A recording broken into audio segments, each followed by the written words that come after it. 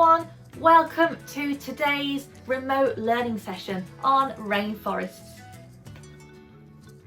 So, what actually is a rainforest?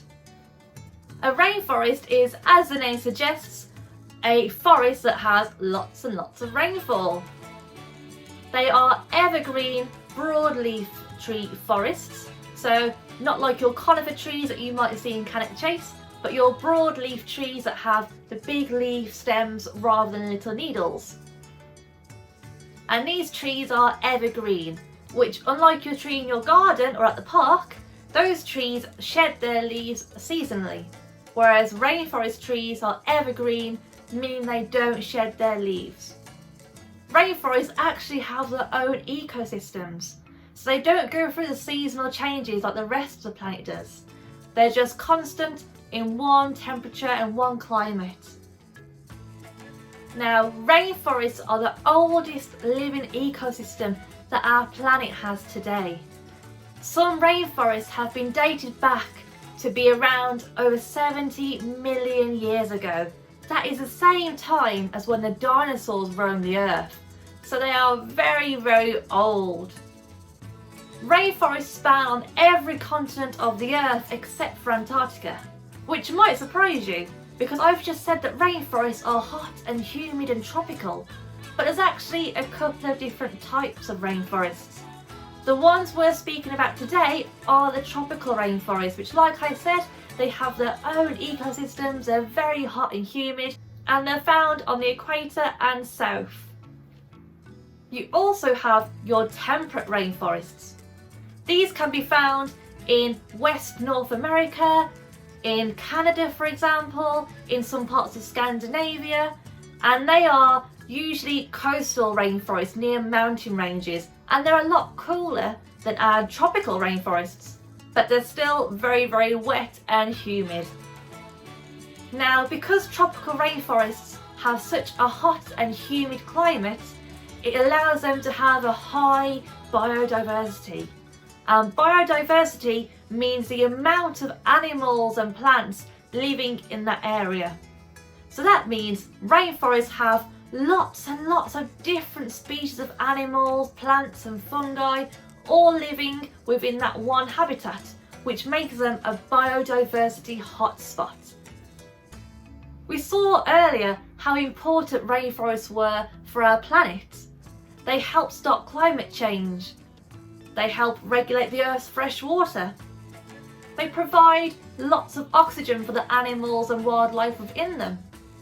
And they act as big carbon sinks for the Earth to contribute to that big carbon cycle that we go through.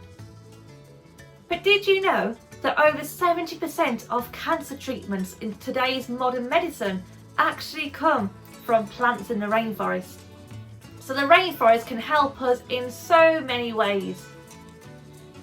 But unfortunately, like with most habitats these days, the rainforests are threatened. Their biggest threats are human development and the constant demand for natural resources. Activities like mining and deforestation for wood and furniture, these are huge industries that contribute to the deforestation of our rainforests, especially the Amazon rainforest. Agriculture is also another factor that's contributing to the constant deforestation. Lots of forest is cleared for cattle so they can graze, whilst other areas of forest are cleared for vegetables, such as our well-known palm oil or our soy. Lots of these vegetables are also fed to animals to keep them healthy, so they have a constant supply of food in areas where grass may not be as nutritious. The forests are also being cut down for our paper consumption and for hydroelectric projects like building big dams and roads that go through. So, what can we do to help? We might feel helpless, but as usual, there are so many things that we can do from the comfort of our own home that will help save these amazing rainforests all around the world. One of the many things that we can do is to watch our paper consumption. We're in a world of technology and that is amazing, for saving our paper. But if you do have to use paper, try and go for recycled paper.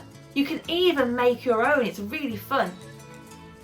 You can also purchase paper and any kind of wooden item like your furniture that has the Forestry Stewardship Council accreditation on it, which means that the wood is sustainably sourced to make those items and it's not going to contribute to the deforestation of our protected rainforests. Another thing we can all do is to watch what we eat. As we said, lots of land is cleared for cattle to graze and vegetables to be grown in rainforests. So the best thing we can do to watch what we eat is to actually try and buy wherever possible locally grown food. Whether this be from your farm shop or looking at tags in the supermarket for British grown food or British reared animals if you eat those. When you're also looking for food, you can check to see if it has a Rainforest Alliance certification, which means that the food grown was done so in a way that does not harm our rainforests, like when you buy sustainable palm oil. Education is such a big tool for saving our natural biodiversity. So when it comes to saving our rainforests, remember the abbreviation TREES. This stands for teaching. Teach others about the importance of our rainforests and the threats that they are facing due to our day-to-day behaviour. Restore the damage done to our rainforests being cut down by planting your own trees and supporting companies that plant trees for every purchase. Encourage your friends and family to live in a sustainable way which doesn't harm our great rainforests or any other of our amazing ecosystems. Fight to establish protected areas and legislations that will protect these animals that live there as well. And finally, support those companies which are trying to operate in the most sustainably way possible and mitigating their bad effects with planting trees or changing the way they do things. To learn more about ways that you can save our rainforests and to even get your schools involved in mini projects to help save the rainforests, you can check out the Rainforest Alliance. This is an NGO dedicated to saving our rainforest and raising awareness. You can find them on Twitter and you can follow the hashtag #FollowTheFrog to keep on track of what they're doing. That's all for this learning session today. We hope you've learned something new. If you have, drop a comment below and tell us what you've learned. Stay safe everyone.